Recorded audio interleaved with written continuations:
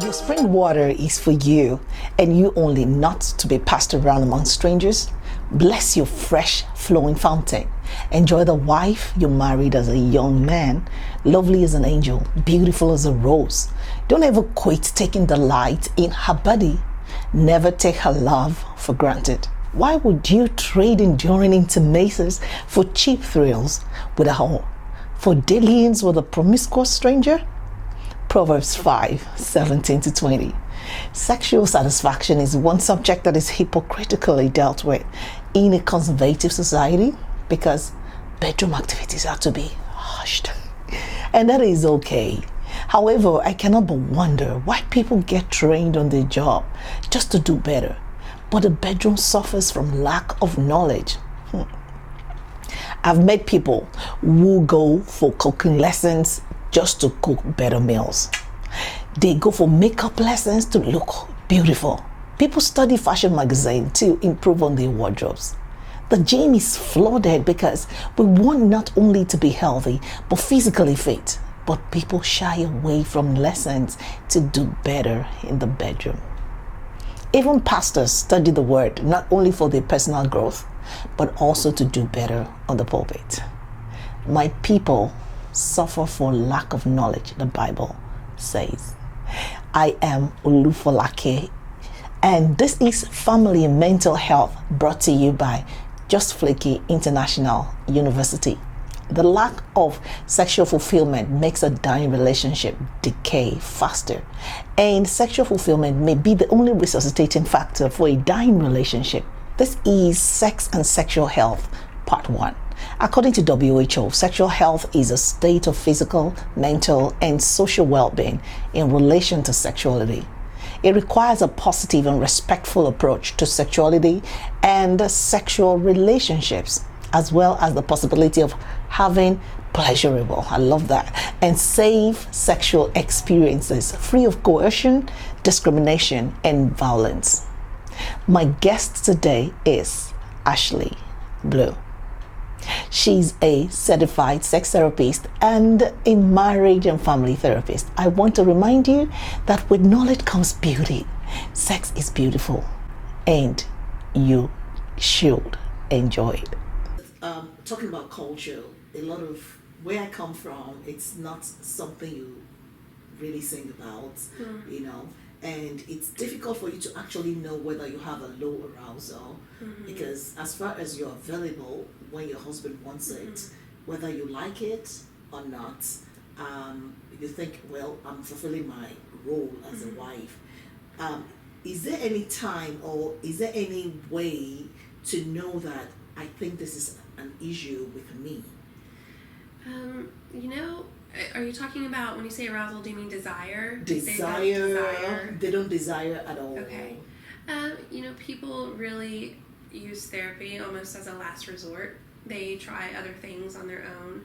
A woman in this scenario might talk to a friend or a trusted family member, like a sister, to see if there was any advice, perhaps go on the internet or read books.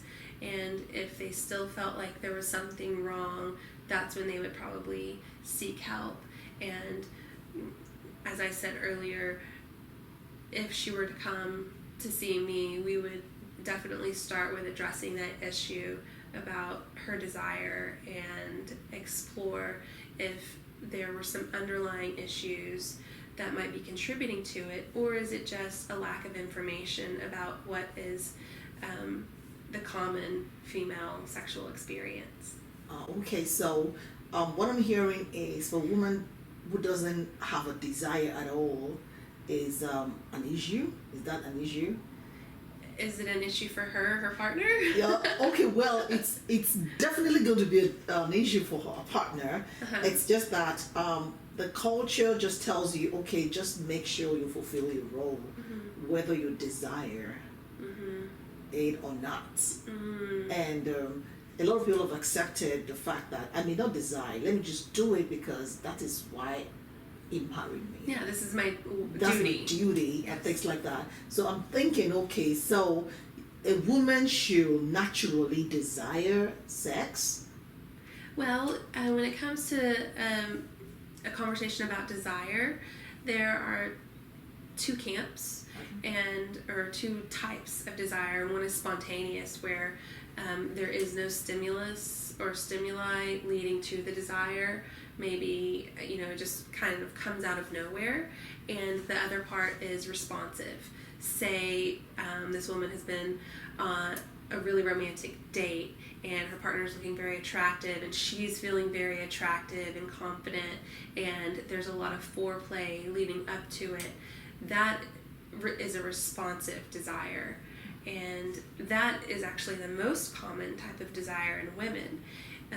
What tends to happen is that some of these pieces that lead to that accelerator of desire being pushed are skipped in partners. Maybe there isn't enough foreplay. Maybe there is some underlying conflict or confusion, and maybe she just needs a little bit more of all of these things in order to get to that point.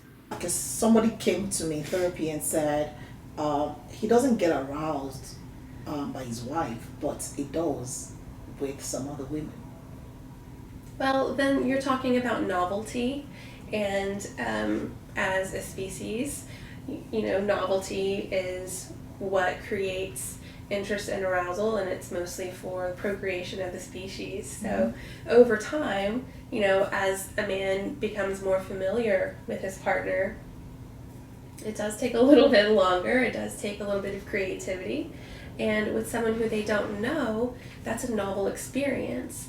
They have different ideas about. It's like, oh, something new and shiny. My brain is going to react differently to this rather than something familiar and comfortable.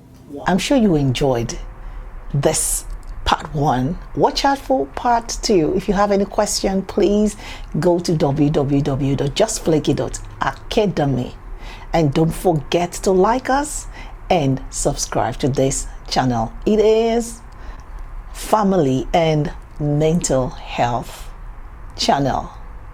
And remember, a happy home is purchasable if only and only you can pay the price. Ciao.